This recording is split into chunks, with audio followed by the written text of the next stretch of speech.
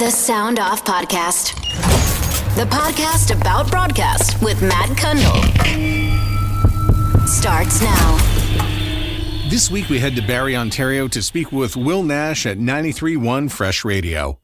He can also be heard on 95.3 Energy Radio in Hamilton.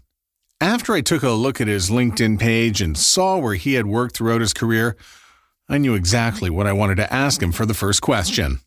So, Will, you've worked at Bell, worked at Rogers, you now work at Chorus. Which one is the worst? You're trying to get me into some trouble, aren't you? Just kidding. We're not that kind of podcast. Will Nash joins me from the studios of 93.1 Fresh Radio in Barrie. You're in London, Ontario right now? Actually, I'm in Barrie, Ontario at Fresh 93.1 right now. I knew that and I didn't know that. I don't know why I thought London. Have you been to London? Did you do London in your lifetime? You know what? I haven't done London, but maybe you might be thinking, because there is a Fresh in London, so maybe you might be thinking about that. Is that at 93.1 too? No, we're at 93.1. They're 103.1 in London, and in Barrie, we're 93.1, so. And I should know that because I programmed the second Fresh, and it was emulated off the one at 103.1, so. Oh, okay, that's cool. Was that kind of when it first launched? No, Fresh was first, and then we put one in Winnipeg, and it flopped. At least like the way it is right now with the Freshes, it's like there's kind of different feeds, right? So we're like the top 40 feed, our Fresh and Peterborough's top 40, but I know that I believe the London one kind of has more of like a hot AC sound to it right now. Yeah, no, for sure. Of course, they abandoned the one in Winnipeg and just went to, they now call it Peggy. I saw that. You know, I guess it seems to be working for them out there, right? Yeah, I think they needed something unique for the market. I think everybody had it made up in their mind that this Fresh thing wasn't going to work. So they can thank the former program director for that. Well, I mean, you know how it goes, right? You've been in the industry yourself, so you see the changes over time for sure. Yeah, you never want to be the fourth pop music station at the Dog Bowl. Looking at you, Virgin Edmonton. It's hard, right? Because there's just so much competition out there, and like on top of everything else, you know, if you have like a few top 40, a few, like you said, pop culture focused radio stations, you know, the competition is fierce within itself. And then there's all the other, you know, distractions and, you know, streaming and all this stuff for other places that people are getting their music from, and they're really their entertainment from now as well, right? Where does the radio story for you start? So I went to Mohawk College for radio broadcasting in Hamilton, Ontario. And then from there, back then it was a three-year course, a 3-year program. And in my second year, we had to do a placement in between to graduate. And I ended up working for free with, it's funny because it was at the time, and now it's that way back again. It was Energy 95.3, a Chorus radio station there. And I was doing street team, right? So I was going out, you know, you hear a lot of people in the industry start it this way. So going out to events, you know, meeting listeners, handing out prizing. There was a lot of that back in the day. And then from there, I ended up getting a part-time gig on the street team when they flipped formats to country. So I went from like top 40 pop with Energy, and then they flipped to country. And it's interesting because I always knew that I wanted to be on air, but I definitely spent like the first few years of my career in promotions and really, you know, kind of doing that early radio hustle. And from Hamilton, then I went to Oshawa, and I spent like over 5 years at Durham Radio. Again, I ended up working at KX96, a country radio station there. When I was there, I just kind of started to get some on-air experience. I was voice tracking the overnight show. I was doing like live traffic reports in the afternoon when they needed me to. You know, I'd spent like 5.5 years there. And, you know, earlier in my career, it was challenging to, you know, get those on-air gigs, you know, to be honest with you. Up to this point in those early times, which did you like better? Did you like the high energy of the pop station, or did you like the lifestyle of the country station? Well, it's funny because for me, like I grew up listening to 680 Toronto when it was like top 40, and then 640 AM when it was top 40, and then pop top 40 radio stations all throughout like my teen years and whatnot. And so for me, like I always wanted to work on a pop radio station, because that's what I listened to, and that's where I felt like, you know, I belonged, right? Now, when I was working in country, that was just because I needed a job. And it was the first station that was willing to pay me for a promotions job.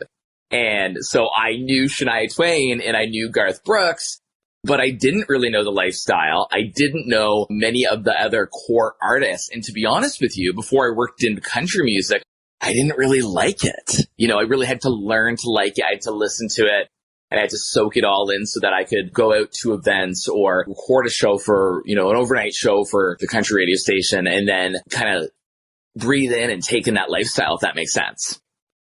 You worked at Durham Radio for an awful long time. I did. I think I was 24 when I started there. And I started there as like a part-time events reporter. So get in the vehicle Saturdays and Sundays, go to community events, broadcast live from there.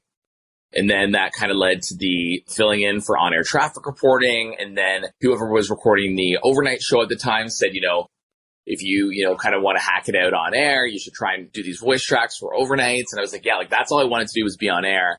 And I'd spent like a number of years doing promotions. And it's not that I, at that time, wasn't willing to move around or wasn't able to do it. I just felt like the places, because I was obviously still looking for work while I was working there, but nothing really at that point really was connecting, if that makes sense. Like it was hard in those really early years where it was like just trying to get that on-air experience when I didn't have any. And I don't know if that's because I was in such close proximity to Toronto. And, these are the days when the people who, were on Toronto airwaves, like they had been solidified in those positions for so long. You know what I mean?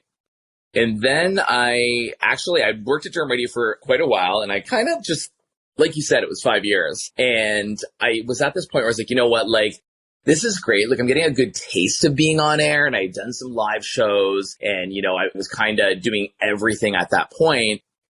I had to leave and I had to go and take the first full-time on-air job that I could get. You always know in a position when you've kind of hit the end of that road or they'll tell you.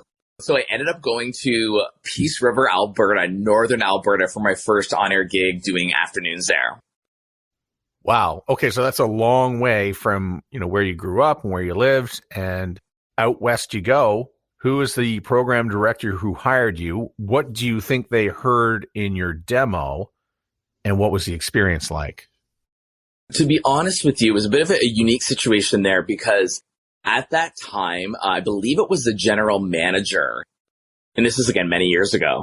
So I specifically can't recall his name off the top of my head, but it was kind of one of those stations that you would often see, they would be posting for people. They just wanted to get people there. This is also like at a different point in my life because I'm out in the LGBT community. I identify as a gay man and I wasn't out in those days. So, I was kind of like on that personal pathway. And then it's like, okay, like let's go to northern Alberta and see, how this goes. But I just wanted that on-air gig so bad. I was like, okay, I'm going to go do this. I'm going to do it for a little bit. And then hopefully I'll be able to come back to Ontario and, get a job at a bigger market than Peace River, Alberta. Well, I'm thinking in my head, it's 2010 when you do this. Locally in Peace River, it's probably about 1955. So I'm afraid to ask, but what was the experience like? And again, this honestly seems like 1,000 years ago, even though it wasn't quite that. It was a good experience in the sense that I got to go on air every day, right? I was doing the afternoon show there 5 days a week because I had like quite a bit of experience going into that job. I felt like, there were a lot of things that I knew there. And I don't mean that like in a cocky way, but because I felt like a lot of people who went there, it was like their first radio job, right? But I went there in the sense where I'd worked in the industry for about 6 years at that point, but I just didn't have that on-air sort of cred beside my name. It was good because, you know what, in a place like Peace River, there was probably like 7,000 people living in that town. I walked 5 minutes from my apartment to the station. I'm one of these people, like, I'm an outgoing guy. I'm a social butterfly. So making friends there wasn't hard. And a lot of the people who went there were actually from different parts of Canada. Like, it's not like they were all from northern Alberta. But again, like, kind of behind the scenes, I was trying to figure out my own personal story and knowing that I wasn't really fitting in that way in such a small place that I wasn't from. And, I come from a very close family And this is really the first time I obviously went away to school and stuff like that. But this is the first time I'd ever really left home. I remember when I told people that I was going to go do it, like everybody was like, are you sure you want to do this? You know, it's such a drastic change from what your life looks like right now. Will you be able to do this? Is this the right move? Basically, are you crazy, right? And I was so focused on wanting to live my dream and wanting to be on air and then be able to come back to Ontario and hopefully get a job and all this sort of thing. Nobody could tell me that I wasn't going to do it at that point. Did you think in your head, when you're making the trip from Ontario to Alberta, I mean, there's this thing where you have to constantly come out to your audience. We always talk about, oh, here's the moment where I came out. And we know that really doesn't exist because people in the LGBTQ community are finding themselves repeatedly having to come out over and over again. So when you go to a new station, how do you approach that? Well, to be honest with you, like at that point, I really didn't, because I mean, I did come out, you know, I was actually in my early 30s when I came out. So I came out a lot later than a lot of other people.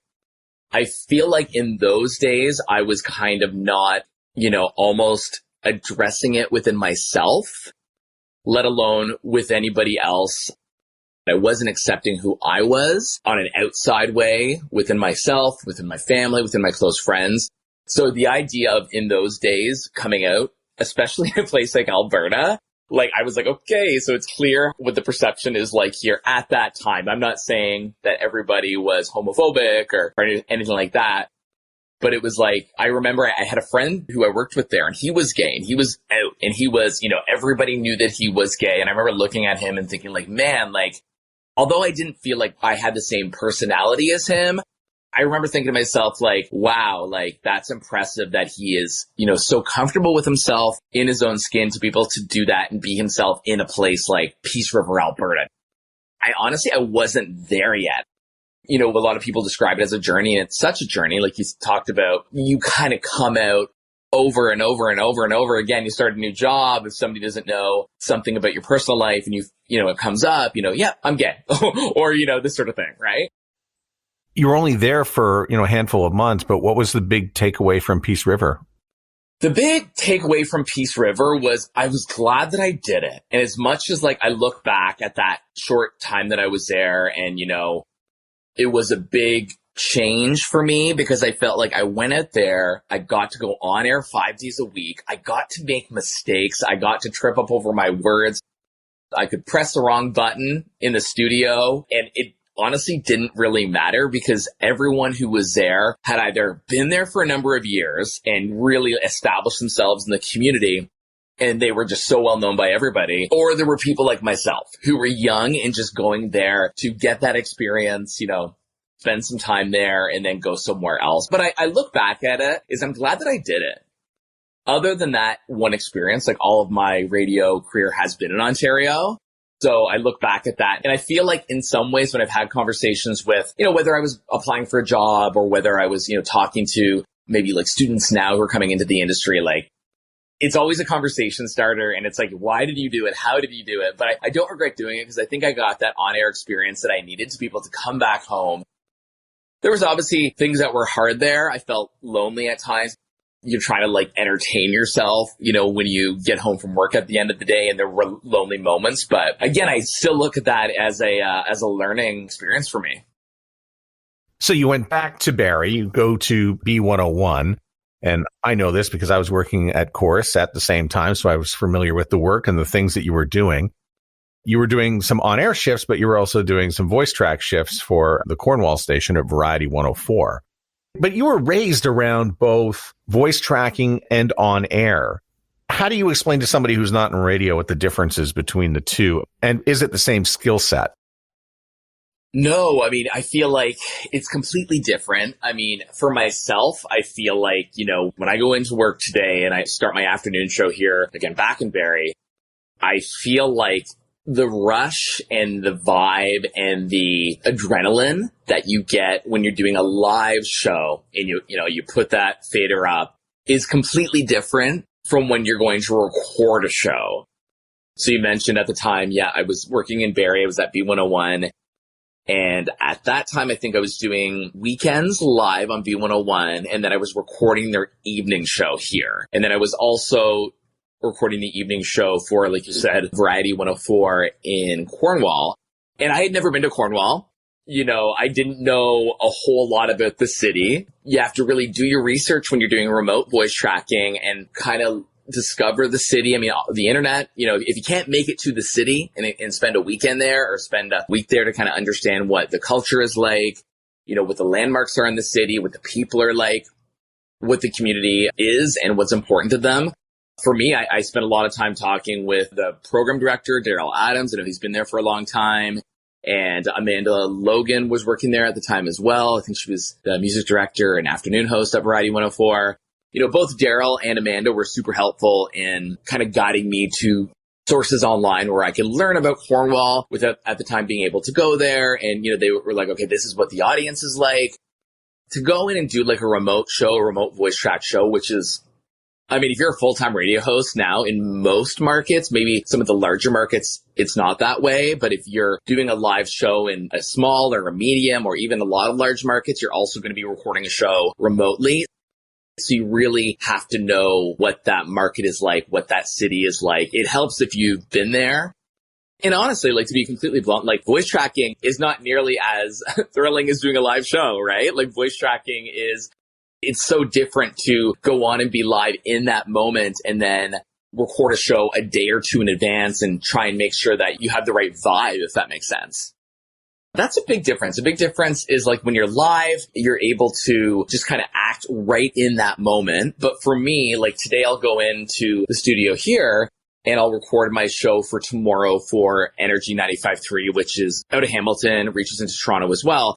Now, luckily for me, I actually lived in Hamilton. I went to school there. I've been there, even in recent years. And so I do know a lot of the landmarks in the city, and I know what the people are like. And I know kind of, even if I don't have the resources, I know where to go and find them. But it's trying to create that energy, right? Create that energy, still be fun on the air, but also still, inform them and entertain them and make it not sound like it's pre-recorded. That's always the biggest challenge to me is, okay, if I take my live show here and then I take my voice track show on Energy, how closely can I make them sound almost seamless in that way? In just a second, more with Will as we head into Mohawk College and find out about who he's teaching and what they think about the future of radio. Plus, Will works his way through the pandemic with job changes, career decisions, and more. Oh, there's more, all right. And you can find it at soundoffpodcast.com, along with every episode we've ever made in our whole life. The Sound Off Podcast. Tell me a story about a program director who gave you some great advice. One of the best pieces of advice I've gotten is it's kind of been more later, recent in my career than the early days. Because to be honest with you, I've had some good program directors, but then I've also had some challenging program directors too. You've worked in the industry, you know how it can be. And I think that recently I had a conversation with my program director here, Mark Cameron, whom you might know him from being in London. He was with FM 96. I'm not sure if that was the same time when you were working with London, but Yeah, for sure. He was like, at the end of the day, I've hired you to do your job. You're not new to the industry. In terms of the content, unless you're completely off base, I'm never going to say, don't talk about this or don't do this or don't do that. I'm hiring you because you know what you're doing and you know how to connect to the audience, and only you can do that. Only you can do that in the way that will do that. Because, you take yourself compared to another host on the radio station or whatnot, it's going to be different, but there's that trust there. And I think that I know that's not necessarily a quote or a line, but I think when you're working for someone who gives you that sort of green light, I guess, and trusts you in the position that you are in and isn't over your shoulder or isn't, calling on the bat line in the studio and saying, okay, why did you say that? Or, all those sort of things. And I've had those experiences, and it's it gives you that almost that power in a way. It's also motivational. So I think that I'm thankful to be working in this industry after so long. And I think that having someone trust you in your spot is so important. And I think that honestly, other program directors could learn from that, because if you're hired to do a job and you're able to do it and then do it well and then get some success out of it, that just goes a long way for not only the talent, but also that relationship with the talent and the program director, and honestly, the talent and the audience. Because if you're trusted in your position, the audience can hear that, even if you think they can't. And then Toronto came calling, and you go to Bell, and you're working at Virgin Radio. Yeah. For me, that was like a bucket list, right? Like, I remember working in Barrie before, and I had kind of been here for a few years, and I'd honestly kind of hit that point where I wasn't sure that I was going to go to or get to Toronto, because I had been here for a few years at that point in time. It was going really well for me here. And then I saw a posting go up for a swing announcer at 99.9 Virgin Radio. And I was like, you know what? I got to apply for this job. Like, this is like, I remember working at B101 and driving home every night and always listening to Virgin and wanting to be on that radio station. And I was just such a fan of that radio station. Taylor Jukes was the program director there at the time, and we ended up meeting for lunch downtown. And I'll always remember that day because I was so excited to meet with the program director of Virgin Radio, but also like so nervous. It almost takes you back to when you first start in the industry. We never know how many other people are going for the same job, right? As much as like everyone has friends and everybody talks, you just didn't really know. And even when I finished lunch with her, I wasn't really, oh yeah, like I got this or whatever. So I ended up doing swing there. So, I was live on the weekends. I did some late nights there. I filled in on pretty much every day part, helped at the morning show, filled in on like middays, drive, evenings. And it was definitely a bucket list item for me working at the radio station. And you got 3 years out of it. That was pretty good. So how did you get to Kitchener? What happens, as you know, there's restructuring in the industry. And in 2018, I was affected, as well as most of the on-air staff that was at Virgin Radio at the time. They had a restructuring. So then I found myself out of work November 2018. And I was like, okay, so what am I going to do now? Because I'm living in Toronto. I was living on my own, like everywhere is now. Like, it wasn't cheap and it wasn't free. So I was trying to figure out where I wanted to go, what I wanted to do. I still knew that I wanted to still continue to work in radio and broadcasting, right?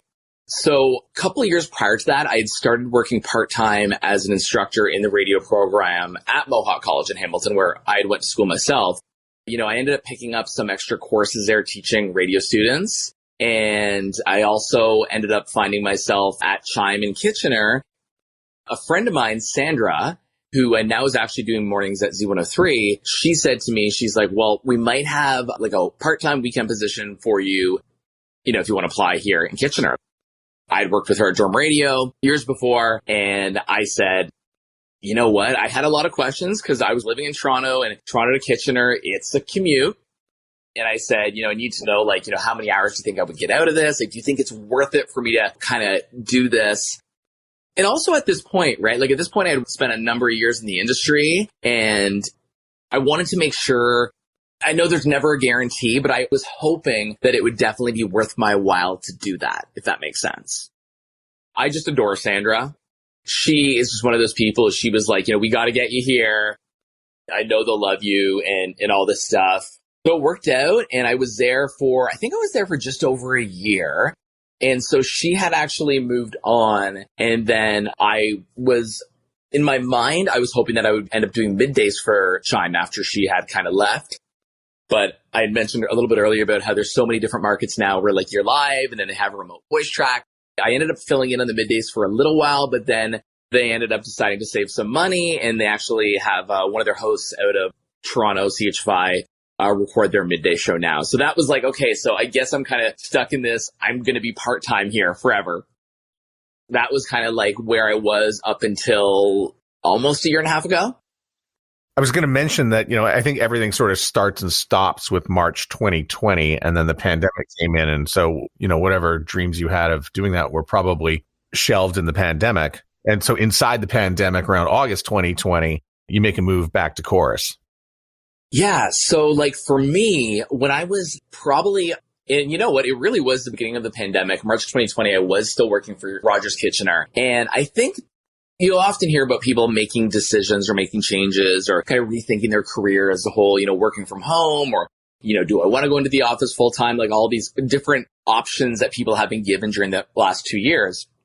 I just hit a point where I saw at Kitchener, well, I really always will look back at that time, and I had a really good experience working there, and I loved a lot of the people that I worked with. And honestly, like I was crying on the air the last day that I worked there because I had such a strong connection with that audience. A few months before I started back in Barrie, I knew I had to get back out there again, and I knew I had to, find something full time, because I was like, listen, like I've been doing this now for however many years. At that point, I need like a steady gig, at least as steady as it comes in the industry. So I started to kind of plot out, where I would like to go, where I could work. And honestly, like I always looked back at the times when I worked in Barrie before, and overall, I really enjoyed it. I had a really kind of close-knit connection to our audience in Barrie, and I did a lot in the community at the time. So I just started to network to a couple of program directors out this way. Obviously, I would have liked to work in Toronto still, but there just wasn't a lot happening there at the time. Again, the pandemic. So that's when I connected to Mark, who was, like I mentioned a little bit earlier, as a program director here. And he's like, okay, like send me your demo. And then he wrote me back and he said, you know what? Honestly, like it's always good to connect to good radio people, but we just don't have anything here. Like he's like, I'll be in touch if there's something that comes up. And then you think, how many times have I heard that? How many times have I heard that? So, but he got back to me and he reached out and he said, you know what? We are going to have an afternoon position opening up on Fresh 93.1 in Barrie. If this is something that interests you, let me know. And we can kind of, have a discussion from there. And then I ended up working back in Barrie starting September. I think it was September 2020. Honestly, one of the best things for me to come out of the pandemic was coming back here and accepting this job. You mentioned you're an instructor at Mohawk, so tell me about the broadcast program. Yeah, so it's interesting because as we speak, they are just in the process of updating it, making some big changes to it. For the longest while, it was, just positioned as radio broadcasting and communications. Also say too, like I'm not currently teaching for them. It's a part-time sort of off and on thing that I do with them. And so the last year during the pandemic, they've kind of used that time and they've rebuilt the program into radio broadcasting and content creation. And that's supposed to kick off officially the new version of the program in September, which I think is amazing. I think, when we talk about looking for jobs in the industry and we talk about what jobs are out there, how many are out there, really, like even in my job now, like I always look at it, it's like, 50% radio, 50% social media. And so I think it's great that they are kind of updating it. And that's the state of it right now, where it literally is going to be that 50% radio, 50% like social media, content creation. They're going to do some stuff with podcasts. So they've really kind of brought the program to 2022, which I think is great. Yeah, so many of these schools, I think, were looking over the edge of just being outdated. And I think they realized that you got to update. I get a lot of requests from schools. Can you, advise us a little bit on the curriculum? I remind them, I said, listen, I've been inside a radio station for a number of years.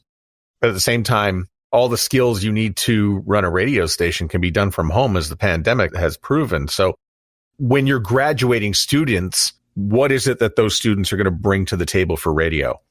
With the new program sort of thing? Yeah, when you graduate these students in 2022, 2023, what are those students going to be equipped with for radio? Right. So when it comes to, and this is again from what I understand from everything that I've been seeing, they're still going to get those skills for radio. They're still going to have the ability to have on-air experience. I'm, again, not 100% sure, but I believe within the first couple of weeks of starting in September, they'll be on the air. And they're going to have the ability to, have written for radio in terms of news, in terms of creative. They're going to have the ability to know how to kind of just like work with other students within that sort of radio studio environment and all the different pieces of the puzzle, host, co-host, news, social media. And then you're also going to get all of the other things that come with the other side of it. So it's all the skills that we would have left there with like back in the day. But now you're also getting information on, okay, social media. What are the platforms to be on? What kind of content should you be posting? branding comes into play. So it's like the idea that you are a brand within a brand, right? So if you're a host, you're the brand within the brand of your radio station. And, what that means to pop out, doing video editing, video content, not just subjected to like when they leave there, only having the ability to get work within a radio station, but taking that course and saying, okay, you know what? Like there is a social media position open up at Coca-Cola. Well, with the skills that I have from the social media side of this program, I should be able to do a lot of the things that that position is asking for. So kind of like broadening the horizons a little bit and looking at that job landscape as compared to where previously just being radio. And as you know, an ever evolving, challenging industry, not a whole lot of jobs. They are out there, but not a whole lot of jobs, especially for someone who is at entry level. When I see what's graduating and the skills that they're coming out with, what I'm seeing is that a lot of these students are immediately overqualified for about half the radio stations that are out there. In terms of like with digital content thrown into it? Yeah, totally. There's skills that can be applied everywhere, and they learn all this stuff. And there are some radio stations that just are not up to speed on the things that are being taught. And that's not a fault of the school. That's a fault of radio because, some stations just haven't bothered to keep up with the times and update. And so now I see radio is going to be competing with other companies who are also producing content in order to retain the students that you are graduating. Yeah. I mean, that's a very good point. It's a very accurate point. And it's interesting that you mentioned that too, because when I was mid-20s, even in my 30s, I saw it as well, where it's like, I saw a lot of people who were older than me, had been in X radio station for a number of years, and who were resisting the idea of, I don't want to be on social media. I'm a radio broadcaster. I'm a host, right?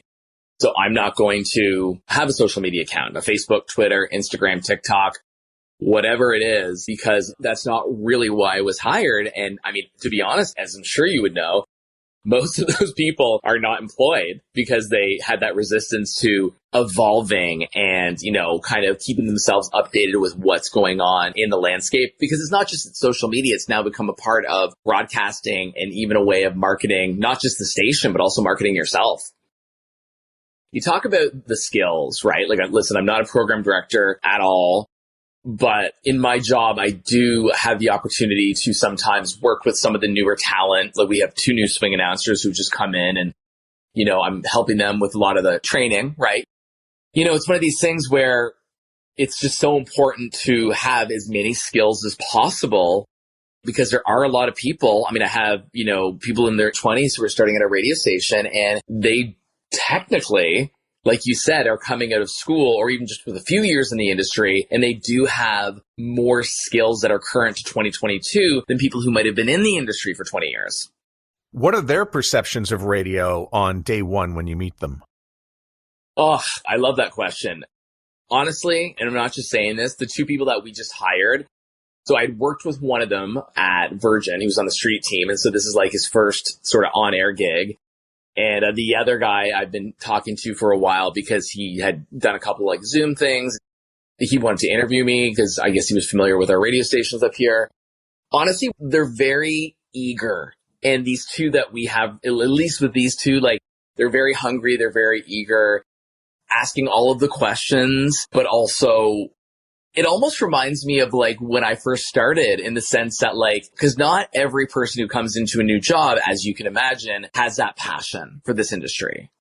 And I think that if you don't have passion, like I'm seeing with these 2 guys, you're just not going to survive it because, you will be told horrible things by a program director at some point in your career. You will be told something you don't want to hear. But what we're seeing with these 2 guys who we just hired is they're hungry, they're energetic, they want to get going, and they really want to kind of develop as a talent.